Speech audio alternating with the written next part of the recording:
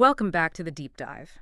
I want to start today with a question that might sound a little, simple, maybe even a little boring. Okay. How well do you listen? Oh, that's not a simple question at All all. right. And you don't just mean, did you hear the words I said? You mean deep listening. Exactly. Because we all think we listen. We listen to podcasts. Hello to everyone doing that right now. We listen to the news. We listen to our partners. Mostly. Mostly, yeah. But today, we're talking about a very specific kind of listening, a revolution in listening, really, that completely dismantled the way we understand the human mind. It really was a dismantling. Yeah. We're diving into the life and work of Carl Rogers. And to understand why listening was such a radical, almost explosive idea, you have to understand the world he was born into. Yeah, let's set the stage. We're going back to the early 20th century. If you were struggling with your mental health back then, let's say you were anxious or depressed or hearing voices, and you went to a doctor, what would that experience be like? Well, first off, you were a patient. And that word is so important. It implies you're sick, passive. Exactly. You're passive. You are sick. The doctor, who was almost certainly a Freudian psychoanalyst at the time, was the expert. He was the mechanic, and you were the broken-down car. I love that image. The mechanic. You drive in, pop the hood, and he pokes around for a bit and then says, yes, your carburetor is shot because you secretly hated your mother in 1912. It's uncomfortably close to how it worked. The doctor held all the keys. He would analyze you. He'd dig into your unconscious, diagnose the problem, and then he would tell you what was wrong with you. It's completely top-down. The authority is all outside of you. 100%. And then comes Carl Rogers, and he just flips the entire table over. He basically looks at this whole structure and says, what if we have it completely backwards? What if the patient, who he refused to call a patient, by the way, what if they are the expert? That must have been heresy at the time. It was the Copernican shift of psychology. It moves the center of the universe from the therapist to the person sitting across from them, the client. And at the heart of this, it's not just a psychological idea, it's a biological one. Okay. Rogers believed that humans aren't these broken machines or, these bundles of dark, conflicting impulses like Freud thought. He believed we're much more like plants. Plants. Okay, let's unpack that. I'm picturing a houseplant I've definitely neglected over the years. He used specific analogy all the time. Think of a potato. A potato. Imagine a potato that's been left in a dark, damp cellar. Not a great environment, right? But what does the potato do? It starts to grow those weird kind of alien-looking white shoots. Exactly. It grows those shoots toward the tiniest crack of light it can find. Now, those shoots, they might be pale, they might be spindly, they might look weak and strange, but the potato never stops trying to become a plant. It never gives up. It's always reaching. It's always reaching. And Rogers believed humans are exactly the same. We have this innate biological drive to heal, to grow, and to become the best version of ourselves. Right. We're always striving toward the light, even in the worst possible soil. That is a really lovely image, but I do have to play devil's advocate for a minute. Please. Because I look at the news, or I look at history, or heck, I just look at social media for 5 minutes, and I see a lot of people who do not seem to be growing toward the light. I see people who seem pretty content, growing into the darkness. Are we really just potatoes, or are there some weeds in the mix? And that is the central tension we're going to explore today. That is the big question. Rogers was criticized heavily for this, for being a Pollyanna, for being too optimistic. But he wasn't naive. He knew people did terrible, awful things. Right. But his argument, and this is really our mission for this deep dive, is to explain why the potato gets twisted.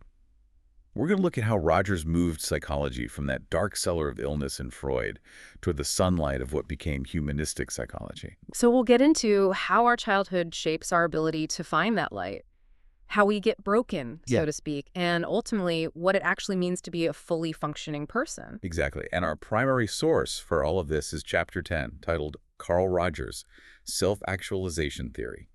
And it's great because it's not just a biography. It really breaks down his theoretical framework, his therapeutic methods, and this is important for the skeptics out there, the empirical research that he used to back this all up. Right, because he wasn't just a feel-good philosopher. He was a hard-nosed scientist. Who was a scientist who started out as a very lonely farm boy. So let's go there. Let's wind the clock all the way back. 1902, Oak Park, Illinois, Carl Rogers is born. And if you look at the photos from that time, it seems like a Norman Rockwell painting. Upper middle class, sexual father, big family. But inside the house, Inside the house, it was a fortress. a fortress. How so? Well, Roger's parents were fundamentalists in their religion and Yeah. just incredibly strict. Later in life, Rogers described their influence not as a warm embrace, but as a vice. A vice. Like a clamp you'd find in a workshop. I mean, that is a visceral way to describe your parents' love. It was love. I'm sure they would have argued that it was love, but it was a suffocating kind of love. Yeah. The family worldview was completely binary. There's the chosen family, that was them, and then there was the sinful world, which was literally everyone else, And so they had to keep the sin out. at all costs. So inside the house, there were these strict rules.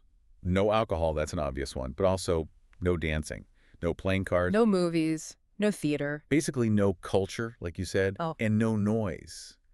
There was this pervasive atmosphere that any expression of self, seriously anything loud or messy or, heaven forbid, anything remotely sexual, was seen as evil. It sounds incredibly lonely. It was. Rogers was the fourth of 6 kids, but he often described feeling like an only child. He called himself a loner. He felt like an outsider in his own family, often the butt of his older brother's jokes because he was a sensitive kid. So he retreated. He had to. Where do you go when you can't go to the movies, or hang out with friends, or even make noise in your own house? You go inward. You go inward, and you go to books. He became this absolutely voracious reader. He wasn't just reading novels. He would read the dictionary. He would read encyclopedias, cover to cover. He was just reading constantly to escape the crushing isolation. And there's such a profound irony there, isn't there? The man who would eventually build his entire career on the ideas of connection and empathy starts his own life completely starved of both. It's the key to understanding him. Rogers actually admitted later in life that his theory didn't come from a place of, having it all figured out. It came from hunger.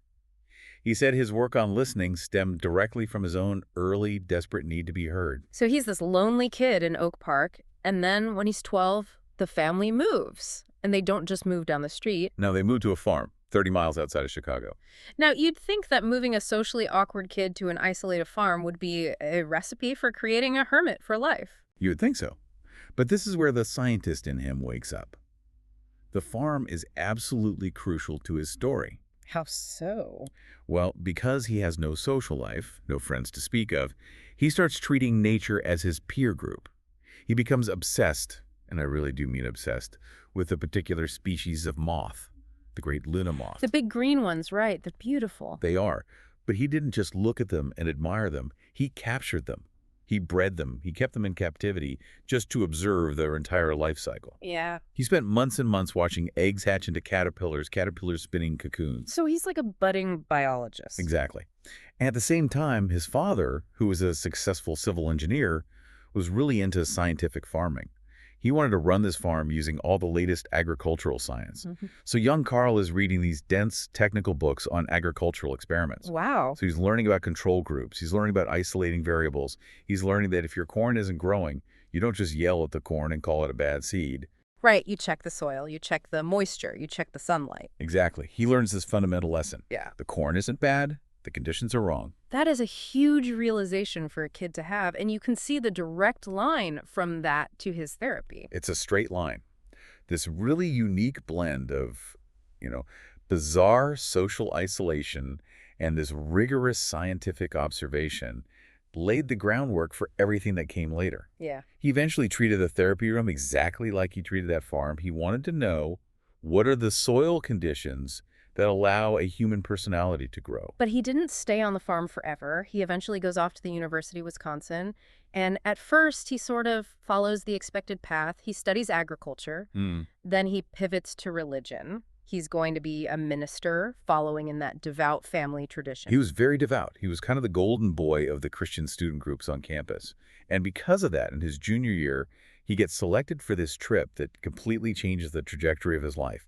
He's invited to go to Beijing, China. In 1922, a kid from this strict fundamentalist bubble in the Midwest goes to China.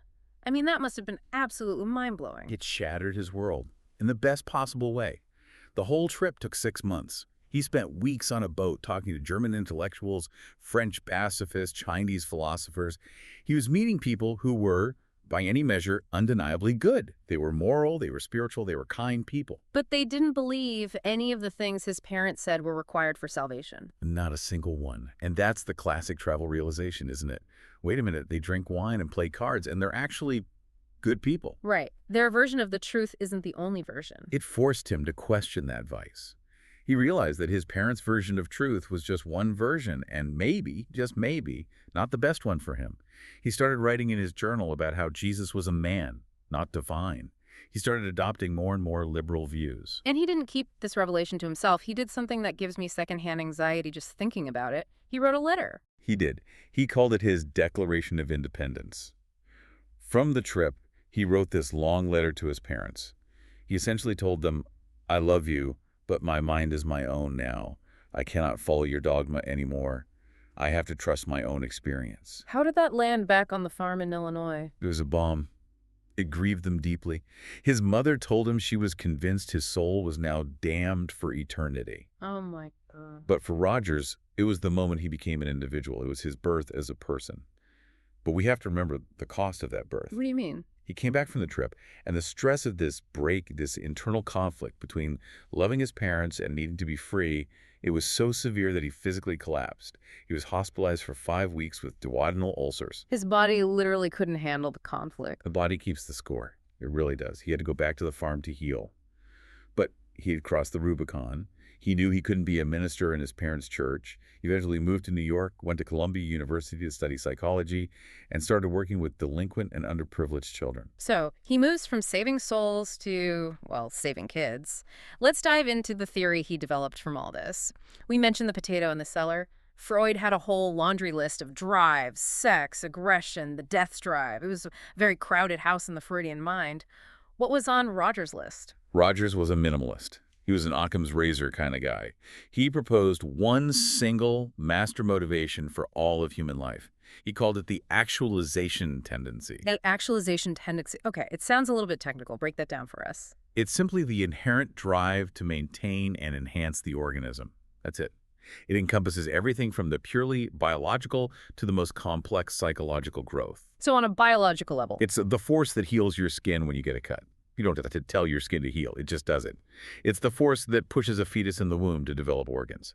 It's pre-programmed. And on the psychological level. It's the force that pushes us toward autonomy, toward complexity, toward maturity. It's the curiosity in a child. It's the desire to learn a new skill in an adult. It's this constant forward-moving pressure. So it's not just I want to be happy, it's something deeper. Like I want to function at my highest possible capacity. Precisely. Think of a toddler learning to walk. This is a perfect example of the tendency in action. The toddler pulls themselves up, they wobble, they take a step, they fall, bam, it hurts, they cry. Right, and if I were a purely logical machine, a little robot, I'd run the calculation and say, well, that hurt. Gravity's undefeated. Crawling is much more efficient. I'm staying on the floor. Exactly. Crawling is efficient, crawling is safe. But what does the child do? They get up again and again and again. Why? Because the drive to expand their capabilities, to walk, to explore, to run, is stronger than the pain of the fall. That is the actualization tendency. It is a directional force, always forward. Okay, so we have this engine, this powerful, innate engine pushing us forward. But an engine needs a steering wheel, right? How do we know which way is forward? You know, I brought up the guy growing toward the darkness earlier. What about the person who decides that growth means drinking a bottle of whiskey every night? Their body is probably saying stop, but their behavior says go. This is such a crucial distinction, and Rogers has an answer for it. He says we are born with an internal guidance system. He calls it the Organismic Valuing Process. Organismic Valuing Process. Another mouthful. It sounds complex, but it's incredibly simple. It's your internal GPS. From the moment you're born, as an infant, you evaluate every single experience based on one simple criteria. Does this maintain or enhance my organism? So does it help me grow or does it hurt me? That's it. If it does, we feel good. We value it positively. We want to repeat it. If it hurts or limits us, we feel bad. We value it negatively. We want to avoid it. Like hunger is bad, milk is good, a cold draft is bad, a warm blanket is good. Perfect. Infants are the most congruent people on the planet. If a baby is hungry, they scream. They don't stop and think, is it polite to scream right now? Am I bothering anyone? Yeah. They just express the need. Their internal GPS is perfectly calibrated. So what happened to the whiskey drinker? Where did his GPS go wrong? Rogers would argue that the whiskey drinker has lost touch with his organismic valuing process. He is seeking immediate relief from pain, which feels good in the short term, but he's ignoring the massive signals from his organism, the liver damage, the hangovers, the depression, that are screaming, this is bad for us, this is hindering our growth. So the GPS is still working, the signal is there, but the driver has turned the volume all the way down. Or he's tuning into a different station entirely. And this brings us to Rogers' whole view of reality, which he called phenomenology. Let's define that term. It just means that reality is subjective. Your reality is your personal field of experience. It doesn't matter what I think of you. It doesn't matter what your mom thinks of you or what society says is true.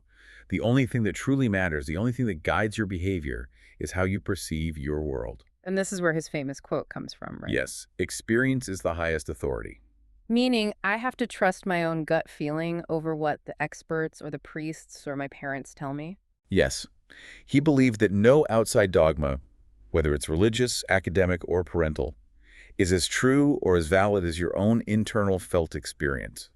If you feel something is wrong, it is wrong for you, even if the entire world is telling you it's right.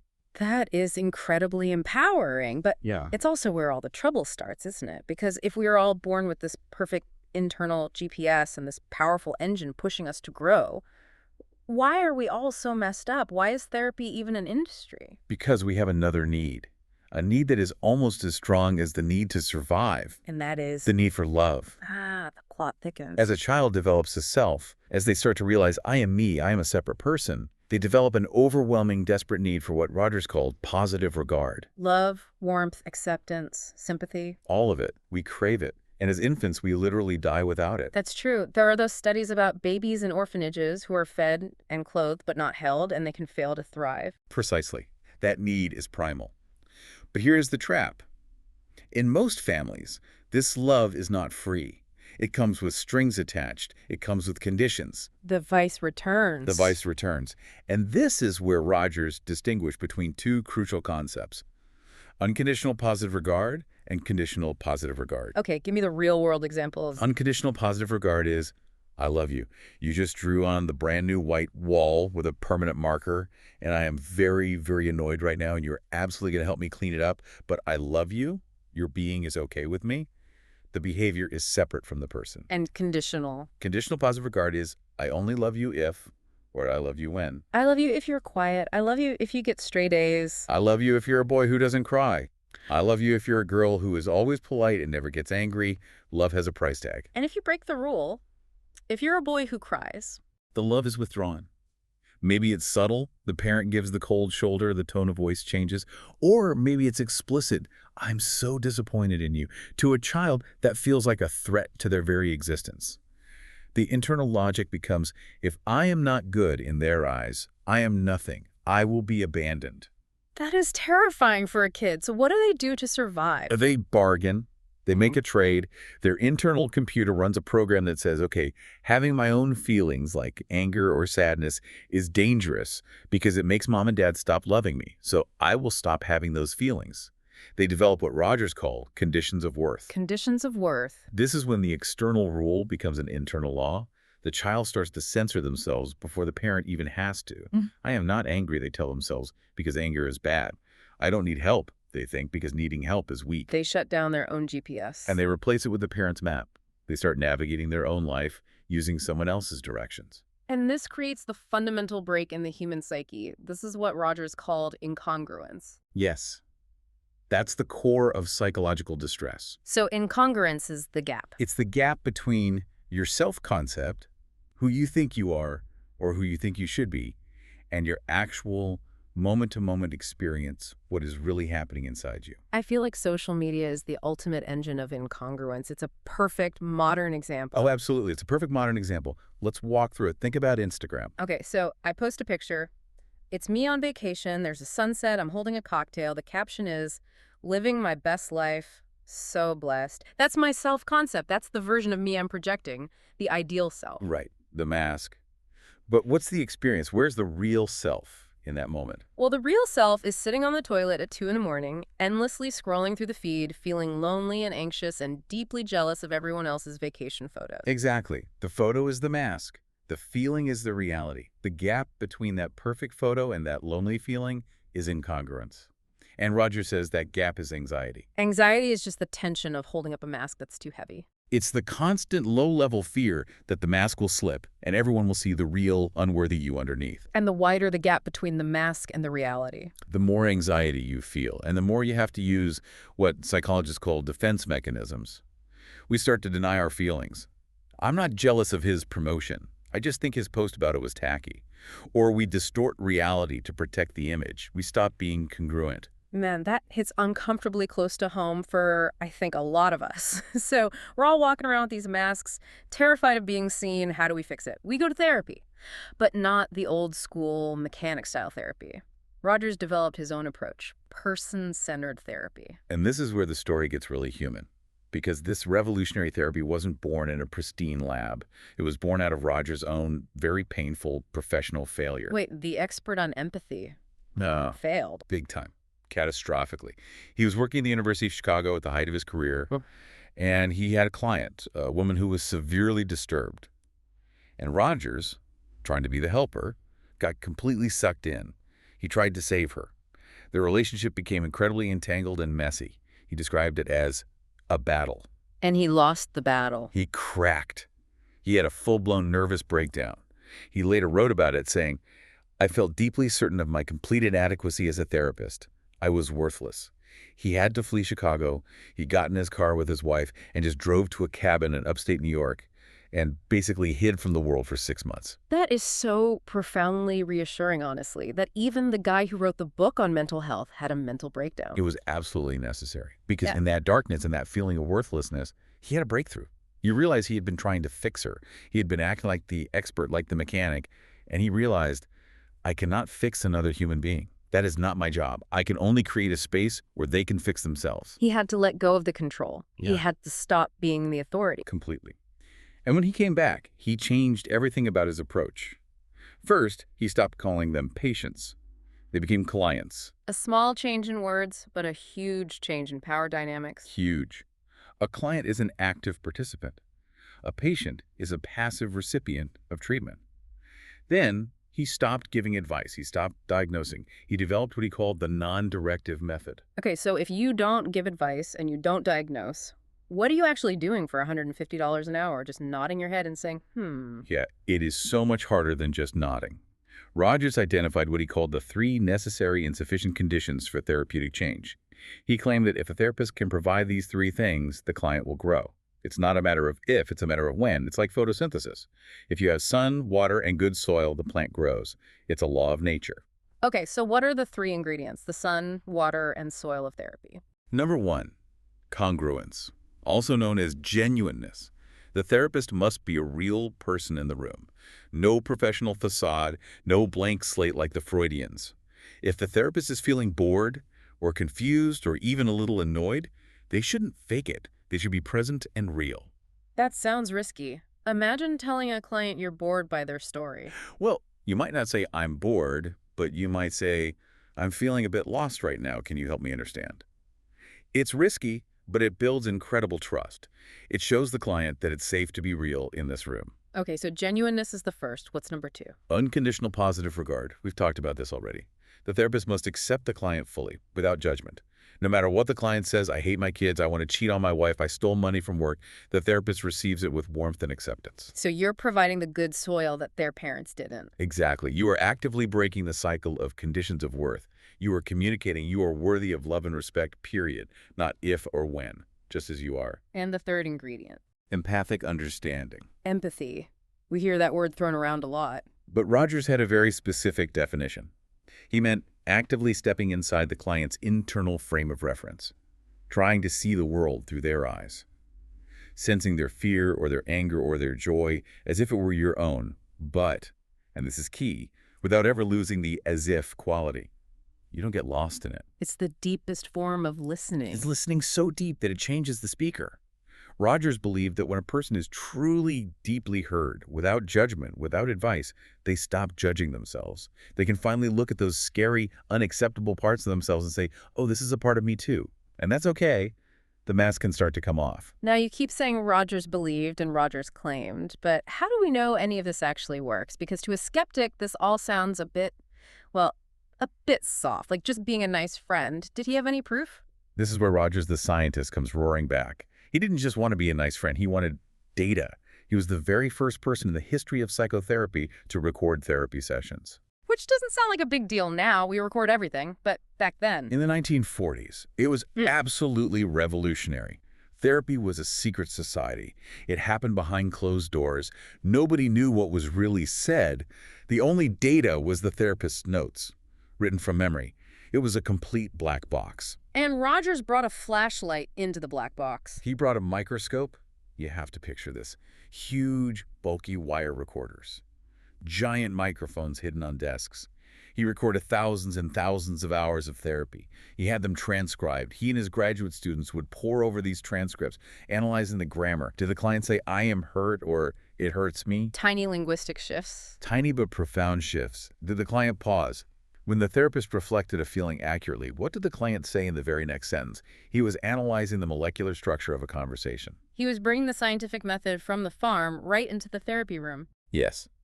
And he proved statistically that when the levels of empathy and acceptance from the therapist were high, the client's self-talk demonstrably changed. They moved from rigid, black and white thinking to more flexible thinking. They moved from being self-critical to being self-accepting. So let's look at the result of all this. If the therapy works, if the potato finally reaches the light, what does that person look like? Rogers had a term for it, right? The fully functioning person. Is that the same thing as self-actualized? We hear that term from Maslow. It's very similar, but Rogers preferred fully functioning for a subtle but important reason. Self-actualized can sound like a destination. You know, like you climb the mountain, you plant your flag, and you say, I'm done, I'm actualized. Right. I have achieved nirvana. Could someone please pass the chips? Exactly. Rogers insisted that this isn't a state you arrive at. He famously wrote, the good life is a process, not a state of being. It is a direction, not a destination. So it's about the journey. What are the characteristics of someone on that journey? He listed 5 main ones. And they are fascinating because they're not what you might expect. The first is openness to experience. What does that mean in practice? It means no defenses, no denial. Remember our whiskey drinker who was blocking out the signals from his body? Or the jealous husband who distorts reality? They were denying their experience. A fully functioning person is porous. They let the world in. If they feel fear, they feel it fully. If they feel joy, they feel it fully. They don't try to filter out the bad data just because it's uncomfortable. That sounds kind of intense, to feel everything without a filter. It is intense. Rogers said it's not always happy, but it's always alive. The second characteristic is existential living. Living the moment. Mindfulness. Yes, but even deeper. It means not bringing a pre-planned script to life. Most of us live in the past, which is regret, or the future, which is anxiety. We're always trying to predict and control what's going to happen. The fully functioning person improvises. I like the jazz metaphor here. Classical music follows a strict score. That's the rigid, incongruent person. Jazz improvises based on what's happening in the room right now. That's a perfect way to put it. They treat every moment as fresh and new. Which leads to the third characteristic, organismic trust. Trusting your gut, coming back to that internal GPS. Exactly, trusting yourself. Rogers said, I have found that doing what feels right proves to be a competent and trustworthy guide to behavior.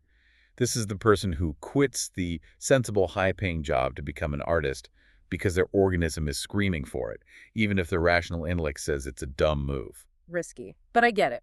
Okay, number 4. Experiential freedom. They have a deep sense of personal freedom. They feel like they are the authors of their own life. They acknowledge that they are responsible for their own choices. They don't blame their parents or society or their boss.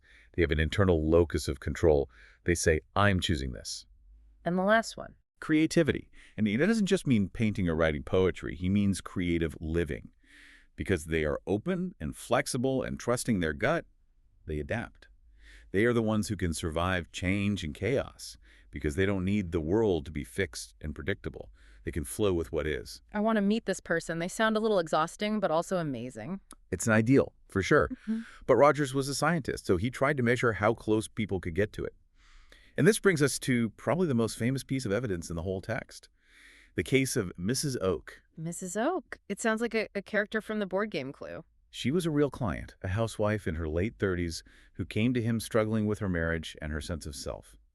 And Rogers used a really clever tool called the Q-sort to track her progress. Okay, explain the Q sort, because this is the hard data part that the skeptics have been waiting for. It's deceptively simple, but brilliant. It was actually developed by one of his colleagues, a man named William Stevenson. You give the client a deck of 100 cards.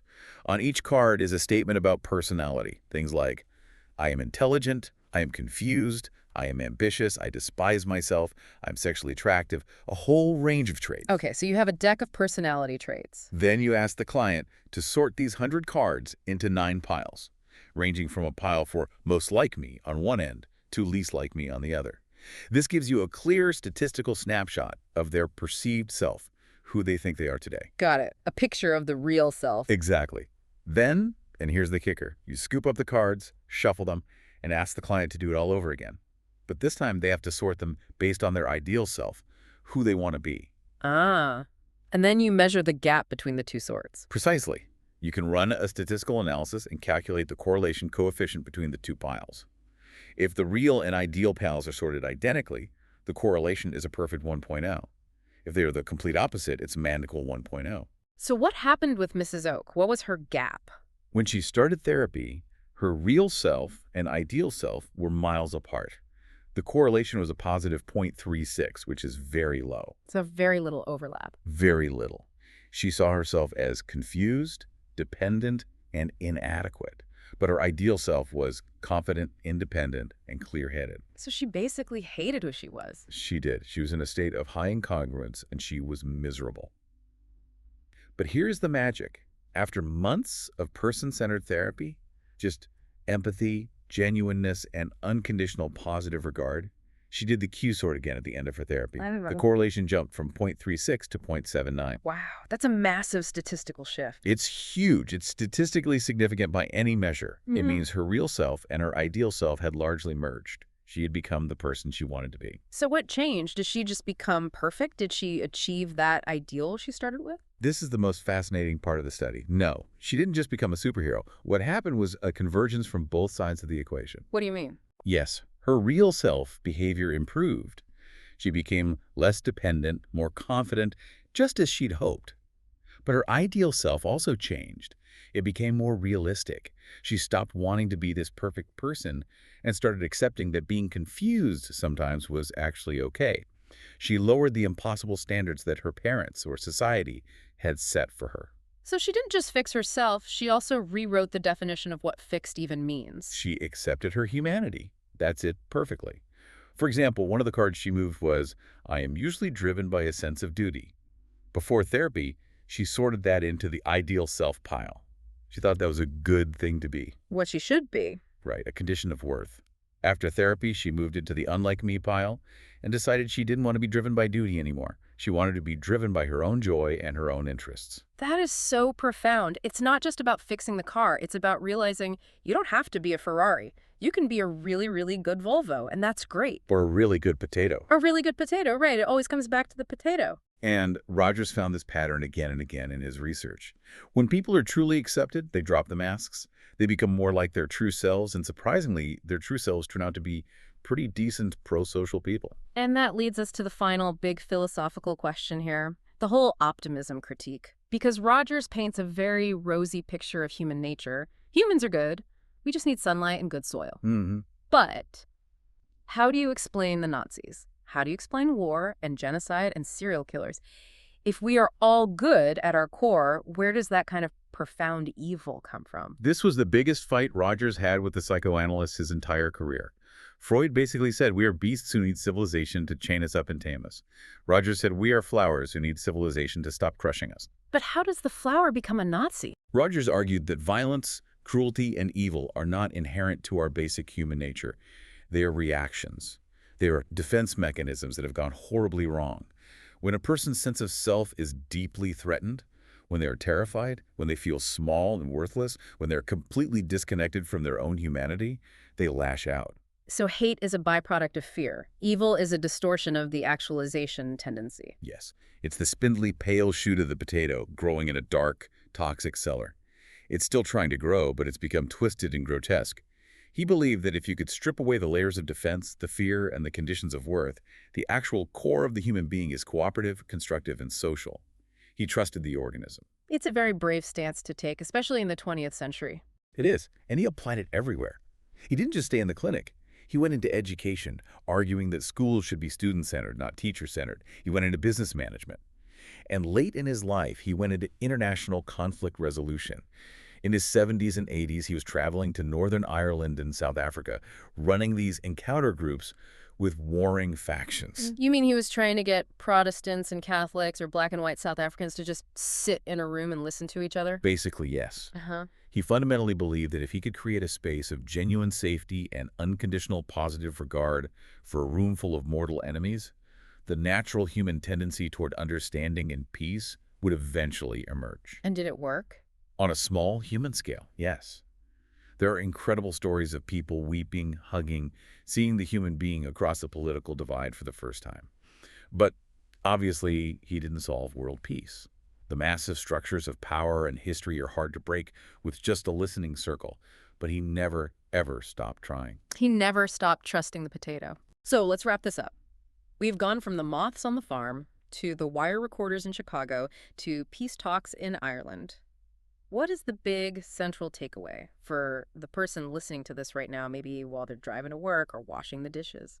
I think it comes back to that gap we talked about, the incongruence. The Instagram gap, the gap between the mask and the face. Exactly. Rogers is challenging us to look at that gap in our own lives. Mm. We spend so much energy polishing the mask. We spend so much time and effort trying to become the ideal self that our parents or our culture or our boss handed to us.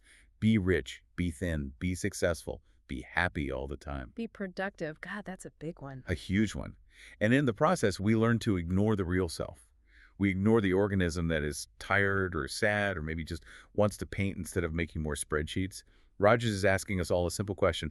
What would happen if you stopped fighting yourself? What would happen if you just accepted the potato with all its weird sprouts? Exactly. And maybe more importantly, what would happen if you did that for someone else in your life? If you went home today and instead of trying to fix your partner or teach your kid or manage your employee, you just listened. You just gave them a little patch of safe soil to grow in. You might be surprised by what actually grows there. You might find that they have their own answers and that their answers are better and wiser than the ones you had for them. I want to leave everyone with a little bit of homework then. A final thought. We talked about the Q sort. You don't need the 100 cards. Just do a mental check-in today or tonight. Ask yourself 2 questions. Who am I trying to be right now? And then, is that who I actually am? And if the answer is no, if there's a gap, don't panic. Don't judge yourself. Just notice it. That awareness, that little crack of light, is the first step. Trust your organism, folks. It knows the way home. Thanks for diving deep with us. We'll see you next time. Take care.